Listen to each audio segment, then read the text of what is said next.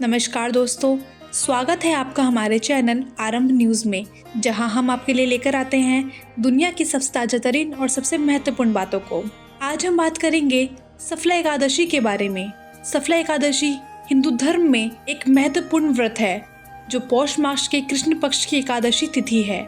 इस व्रत को सफला एकादशी कहा जाता है क्योंकि यह व्रत सफलता और समृद्धि की कामना के लिए किया जाता है। इस दिन लोग व्रत रखते हैं, पूजा पाठ करते हैं और दान पुण्य का काम करते हैं। सफला एकादशी के दिन विशेष रूप से भगवान विष्णु की पूजा की जाती है और उनकी कृपा की कामना की जाती है और लोग इसे बहुत श्रद्धा और भक्ति के साथ करते हैं।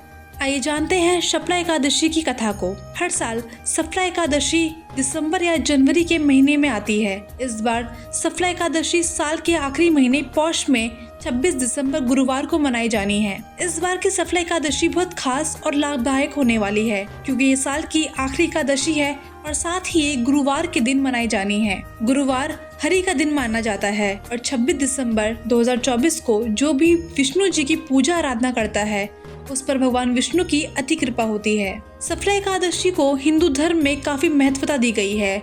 इस दिन भगवान विष्णु जी की पूजा आराधना और व्रत करने की मान्यता है। इस व्रत के पीछे की कहानी बड़ी दिलचस्प है। सफला एकादशी की कथा के अनुसार चंपावती नगरी में महिष्म नामक राजा के 5 पुत्र थे। इसमें से सबसे बड़ा बेटा चरित्रहीन था और देवताओं का अपमान करता था। साथ ही वो मांस मदिरा का सेवन करता था और सिर्फ यही नहीं, उसमें ऐसे कई सारे दोष थे। उसके ऐसे आचरण के कारण राजा ने उसका नाम लुम्बक रख दिया। इसके बाद उसके भाइयों ने भी उसे राज्य से निष्कासित कर दिया। फिर भी वह नहीं माना और अपने ही नगर में लूट करने लगा। एक दिन उसे चोरी करते हुए सिपाहियों ने पकड़ लिया, लेकिन राजा का पुत्र जानकर उसे छोड़ दिया गया। इसके बाद वह वन में एक पीपल के पेड़ के नीचे रहने लगा। पौष मास की कृष्ण पक्ष की दशमी के दिन वह सर्दी के कारण अत्यंत कमजोर हो गया और उसमें भोजन लाने की शक्ति तक नहीं थी। उसने कुछ फल तोड़े, लेकिन रात होने के कारण वह खा नहीं सका और भगवान से कहा कि आप ही इसे खा ले।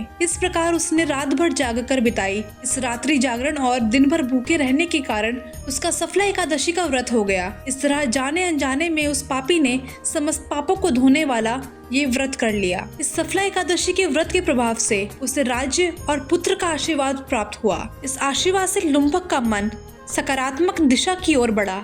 उसके पिता ने उसे राज्य का अधिकार सौंपा। उसे मनोज नामक एक पुत्र हुआ। इसके बाद उसने राज्य की जिम्मेदारी अपने पुत्र को सौंप दी और जंगल में जाकर भगवान विष्णु की भक्ति करने लगा और उसने मोक्ष की प्राप्ति कर ली। तो दोस्तों, ये थी सफला एकादशी की कथा। अब आगे जानते हैं सफला एकादशी की पूजा विधि। सुबह ब्रह्म मुहूर्त में उठकर स्नान आदि करें। पंचामृत और गंगा जल से घर और मंदिर का शुद्धिकरण करें। भगवान को भी पंचामृत और गंगा जल से स्नान कराएं। भगवान को पीले चंदन और पीले फूल चढ़ाएं। इसके बाद भगवान के सामने घी का दीप जलाएं। संभव हो तो व्रत रखें। व्रत रखने से पहले संकल्प लें। सफला एकादशी का व्रत पाठ करें। भगवान को तुलसी दल के साथ भोग चढ़ाएं। अंत में भगवान से क्षमा याचना करें। सफला एकादशी के दिन भगवान को पीले फल जैसे केले अर्पित करें। उनको पीली मिठाई साथ में खीर का भोग चढ़ाएं। तो दोस्तों, ये थी सफला एकादशी की संपूर्ण कथा। अगर आपको हमारी वीडियो पसंद आई तो लाइक करके सब्सक्राइब करना ना भूलें। धन्यवाद।